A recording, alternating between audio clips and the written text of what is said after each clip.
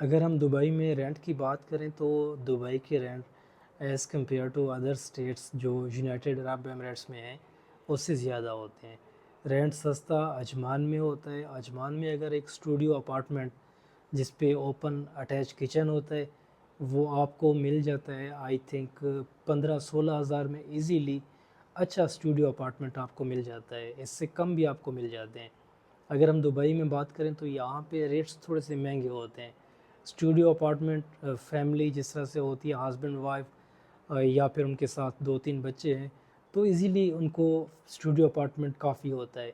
यहाँ पे देखें जो रेंट होता है ना वो पर ईयर की बेस पे होता है। अगर मैं आपको अजमान का रेंट एक तरह से बता रहा हूँ कि वो 15-16 हज़ार है, रेंडमली मैंने आपसे एक फ़िगर शेयर की, ये पर ईयर रेंट होता है। देखें जब आप कोई रूम, कोई ऑफिस, कोई लोकेशन जो आप रेंट पे लेते हैं उसका एक एग्रीमेंट होता है। यहाँ पे जो एग्रीमेंट होता है वो पर ईयर का होता है। मींस आपने पूरे साल का एग्रीमेंट करना होता है। पर मंथ भी आपको रूम मिल जाते हैं लेकिन हम बात कर रहे हैं पर ईयर की, जिस पे आप अपनी फैमिली के साथ रहते हैं या फिर आप कोई बिज़नेस करना चाहते हैं उसके लिए आप ऑफिस, शॉप, कोई लोकेशन रेंट पे लेते हैं। तो मोस्टली लॉन्ग टर्म के लिए जो रेंट होते हैं या फिर जो रेंटल एग्रीमेंट्स होते हैं वो पर ईयर के हिसाब से होते हैं। आज हम बात करते हैं स्टूडियो अपार्टमेंट की। अगर आप दुबई में स्टूडियो अपार्टमेंट रेंट पे लेते हैं तो यहाँ पे फिर कैटेगरीज आती हैं कि आप फर्निश्ड स्टूडियो अपार्टमेंट ले रहे हैं, अनफर्निश्ड ले रहे हैं, किस लोकेशन पे ले रहे हैं। कम से कम अगर हम किसी नॉर्मल अच्छी लोकेशन पे अच्छी बिल्डिंग की बात करें तो पर ईयर स्टूडियो जो आपको मिलेगा कम से कम 20 से 22 हज़ार में आपको मिल जाएगा पर ईयर। मतलब आपने सालाना 20 से 22 हज़ार, 24 हज़ार उस रियल इस्टेट कंपनी को देना होगा। फिर इस पे टाइप्स आ जाती हैं कि आप जो पेमेंट वन टाइम करेंगे या फिर आप साल में इसकी 3 किस्तें करेंगे, 4 करेंगे, 6 करेंगे। अगर हम 6 किस्तों की बात करें, 6 चेक्स की बात करें तो फिर इस तरह से होता है। स्टार्टिंग में तो आपका एग्रीमेंट बनता है, आप जो इनिशियल डिपॉज़िट होता है सिक्योरिटी का वो जमा कराते हैं, उनको कमीशन जमा कराते हैं और उसके बाद आप फिर हर 2 महीने के बाद 2 महीनों का रेंट एडवांस में देते हैं। मीन्स अगर आपने आज एग्रीमेंट किया तो एक तो आप उनको सिक्योरिटी डिपॉज़िट कुछ देंगे, आप उनको कमीशन देंगे, उसके साथ जो पहले आपके 2 महीने होंगे आप उनका रेंट पे करेंगे। जैसे आपके 2 महीने गुजरेंगे एग्जैक्ट एक डेट होगी तो आपने उस डेट को दोबारा फिर अगले 2 महीने का रेंट देना होता है।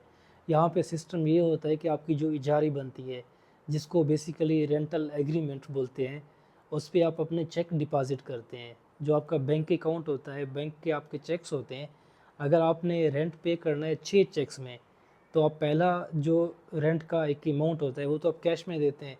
बाकी जो 5 अमाउंट होते हैं वो आप चेक की सूरत में अपना जो लैंडलॉर्ड होता है या फिर प्रॉपर्टी ओनर होता है, रियल एस्टेट कंपनी होती है, आप 5 चेक उनके पास डिपॉज़िट कर देते हैं।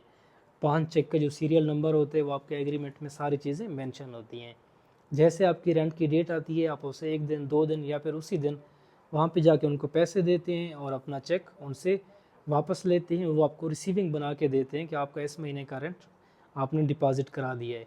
हम रेंट की बात कर रहे थे। ओवरऑल स्टूडियो की जो यहाँ पे रेंट है वो कम से कम शुरू होता है 20,000, 22,000, 24,000 से। अगर हम लोकेशन वाइज बात करें तो आपका फिर ये 60-70 हज़ार में चला जाता है पर ईयर। आई होप आपको रेंट रेंट के कितनी ज़्यादा मतलब वैल्यू में आपको स्टूडियो अपार्टमेंट मिलता है, रेंट एग्रीमेंट होता कैसे है, दुबई की डिफरेंट लोकेशंस पे रेंट की क्या क्या प्राइसेस रहती हैं, आपको अंडरस्टैंड हुआ होगा। आपका प्रॉपर्टी के मुतालिक कोई भी क्वेश्चन है कमेंट सेक्शन में पूछें, नंबर्स पे मैसेज करें। इंशाल्लाह we will try our best कि आपके जो क्वेश्चंस हैं उनको प्रॉपर वे में आंसर करें और आपके जो प्रॉब्लम्स हैं उनको सॉर्ट आउट करें। Thank you so much for watching. आपसे नेक्स्ट वीडियो में फिर बात होगी। अपना ख्याल रखिएगा। अल्लाह हाफिज़।